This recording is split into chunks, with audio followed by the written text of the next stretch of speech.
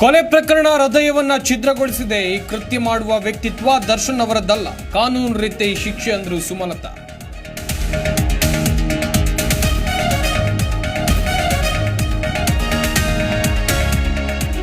D ಗ್ಯಾಂಗ್ಗೆ ಜೈಲೇ ಗತಿ. ಆರೋಪಿಗಳಿಗೆ ಮತ್ತೆ 14 ದಿನ ನ್ಯಾಯಾಂಗ ಬಂಧನ. ರಿಮಾಂಡ್ ಅಪ್ಲಿಕೇಶನ್ ನೀಡುವಂತೆ ಕೋರ್ಟ್ಗೆ ಮನವಿ.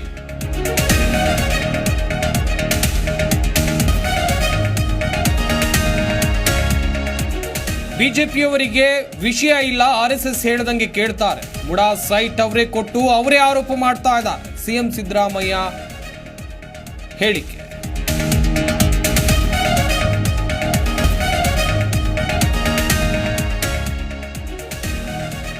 ಬಿಎಂಟಿಸಿ ಬಸ್ ಕೊರತೆ ನೀಗಿಸೋಕೆ ಮುಂದಾದ ಸರ್ಕಾರ. ನಿಗಮಕ್ಕೆ 360 ಕೋಟಿ ವೆಚ್ಚದ 840 ಹೊಸ ಬಸ್. ಡೀಸೆಲ್ ಬಸ್ಸುಗಳಿಗೆ ಮಾತ್ರ ಮಣೆ.